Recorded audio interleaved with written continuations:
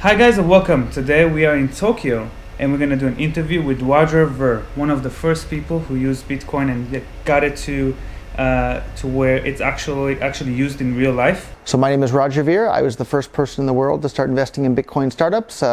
Today I'm the CEO of Bitcoin.com, and it's a great place for anybody that's new to Bitcoin to learn more. So of course I'll recommend that. But been involved in Bitcoin since 2011, almost 7 full years now. Wow, that's a long time. I know most people only know about Bitcoin just in the past 1 or 2 years. That's why it started to get busy. So first, let's talk about Bitcoin.com. What was changed since you opened it until now, and 2017 specifically, what have been changed and improved? So I just got started on Bitcoin.com about 2 years ago. And we have basically everything at this point. If you're new to Bitcoin, it's a fantastic place. We have free Bitcoin wallets.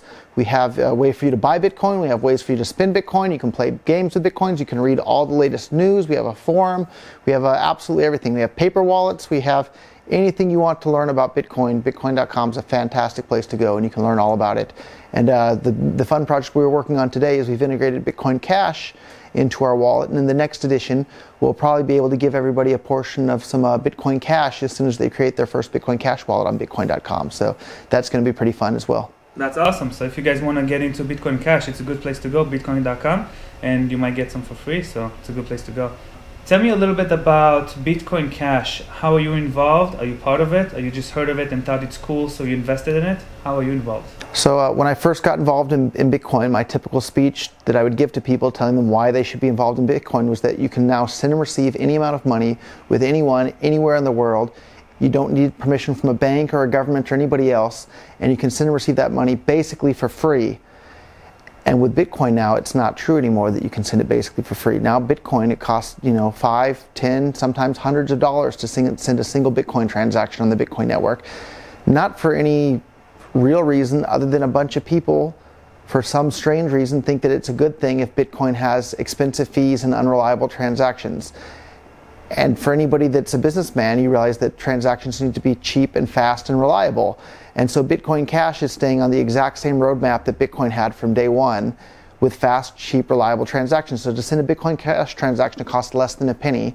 The average transaction fee for Bitcoin at the moment, I think, is around $4. So if you have the option of sending money to somebody for less than a penny or for $4, it's clear people are going to choose the one that costs less than a penny, and that's Bitcoin Cash.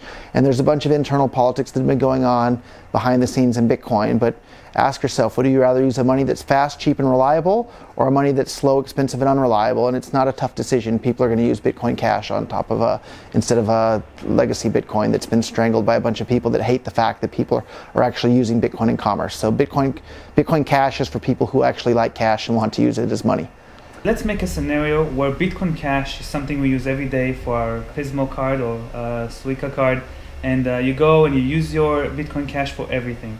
Do you see Bitcoin going in as a way to, let's say, if you want to buy a house or want to buy something expensive, that's where Bitcoin comes, and then if you want to go buy a meal, that's where you go use Bitcoin Cash because it's faster, easier, lower transaction fees. Do you see something like that happening, or do you see a complete switch? Yeah, I don't see anything like that happening, for the same reason that if you go to McDonald's today and you buy, something that's $5, you pay with $5.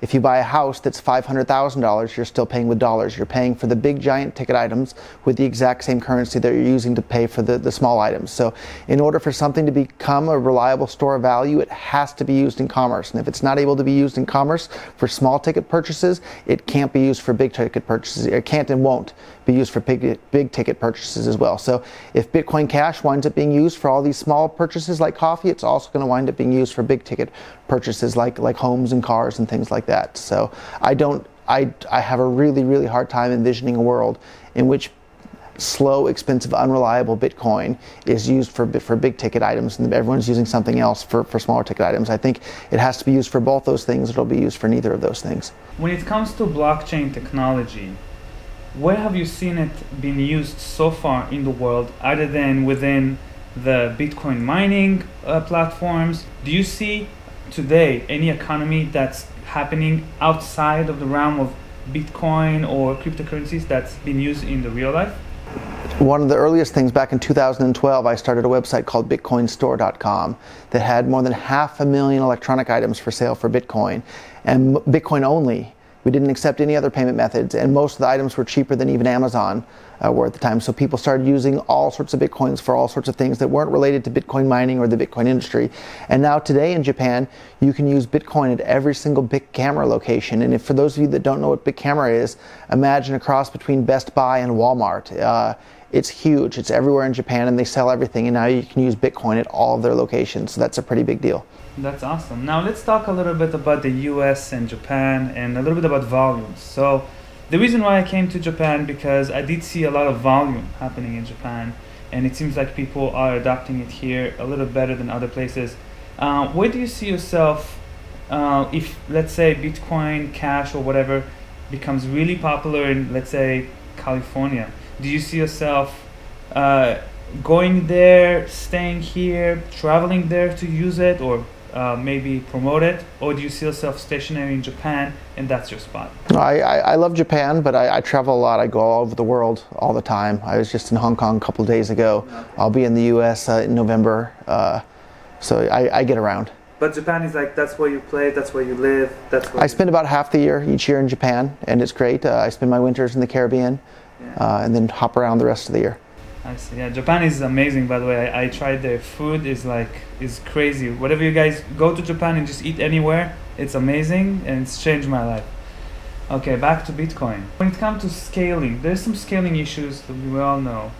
Do you see governments, just like Japan, kind of learning from them? Do you see them adopt Bitcoin because it's kind of like you can't really fight it? Do you see them kind of making their own and saying, oh, just go to our blockchain or whatever? Yeah, I think different governments will have different reactions. So some governments like Japan, we see just embracing Bitcoin and loving it. There's been some talk recently about Russia supposedly issuing their own cryptocurrency.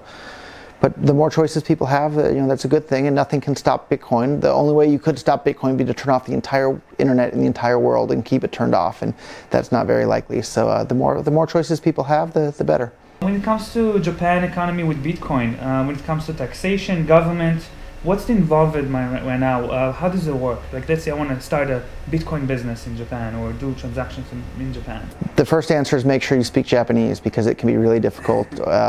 And if you don't, you're going to have a hard time. But at the moment, it's treated as an official payment method in Japan. So it's just like if you're paying with a credit card or anything else, you're expected to fill out all the tax forms and pay the taxes and do that sort of thing. So basically, Japan completely took it on. Is it as a currency or as a kind of like a stock? It's a payment method, I believe. As a payment method. Yeah. Okay, so that's a little bit different from United States, because they see it as kind of like a stock. Commodity or commodity. Something. It depends on who you ask. They give you a different answer. I see. So it really depends. Yeah. Okay. So I also want to talk to you about the Bitcoin pool. So there's a big fight between Bitcoin pools online. There's benefits and there's disadvantages for each one. What is your approach when it comes to Bitcoin.com pool to compete against those many other pools out there? Sure. So our pool pays more than any other pool in the world. So if you want to earn more money, then the Bitcoin.com pool is what you should be on, and that's pool.bitcoin.com is the URL.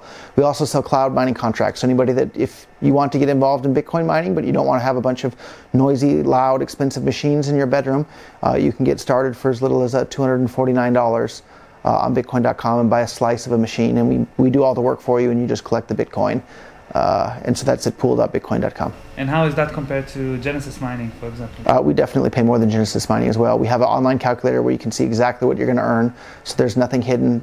Everything's completely transparent. So we invite anybody to take a look at our pool versus Genesis mining or any of the other competitors, and we're absolutely sure that you earn more from our pool. So come take a look. Is that in every single altcoin or just in Bitcoin? So right now our pool only supports Bitcoin SegWit and Bitcoin Cash. So for both of those, we definitely pay more. Maybe in the future we'll add some additional altcoins, but at the moment we haven't done that because we're Bitcoin.com. Awesome. So I have a last question for you. There's majority of my audience are between, I would say, 22 to 26-year-old guys who wants to get into this business and wants to benefit in their life. Most of them just want to get rich, but that's obviously not something that you can just do right away. But do you have any suggestion for people who are just beginning with Bitcoin? They don't really know, but they want to be involved. How they can go in and be part of them other than just buying a little bit? Because everybody can go and they know they can buy some. What other things they can do to be involved in Bitcoin, get into the industry, learn it ahead of time, to be ahead of the game when it comes to economy in the world? Yeah, so of course Bitcoin.com is the right place to go to learn about all of this. Not just about Bitcoin, you can learn about everything there as well. And then I would recommend buying, you don't have to buy a lot, just buy a little bit of Bitcoin. And once you have some, you'll find yourself much more interested in everything that's going on, and it'll become much more real. And you can't really do it with Bitcoin now because the fees are so high, but buy some Bitcoin Cash and then send it to your mother and your sister and your dog and bounce it back and forth around. And it costs less than a penny per time you send and receive it. So you can do that with Bitcoin Cash.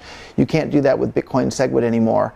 But give it a try and see it in action, and you'll realize what an amazing world-changing technology this is that allows you to send and receive any amount of money with anyone, anywhere on the planet instantly and basically for free. Like that never existed before the invention of Bitcoin. So it is a pretty darn big deal. I agree, and I also want to add that just to make sure you guys know, the world is evolving all the time. Economy is much bigger than whatever country you're in or whatever is around you. So thanks to the invention of Bitcoin, now anyone, anywhere on the planet can send and receive any amount of money with anyone, anywhere, without needing permission from a bank or a government. You don't have to give your email address, you don't have to give your tax ID number, you don't have to get permission from anybody.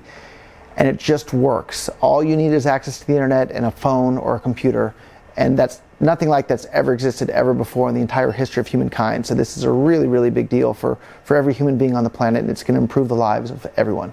That's right. All right. Well, thank you so much for coming. My pleasure. Thank you. Meet you, and I think you gave us a lot of good information. Great. Thank you. And I gave you a Bitcoin.com shirt. I'll give you some stickers as well. So thank you for coming. Thank you so much.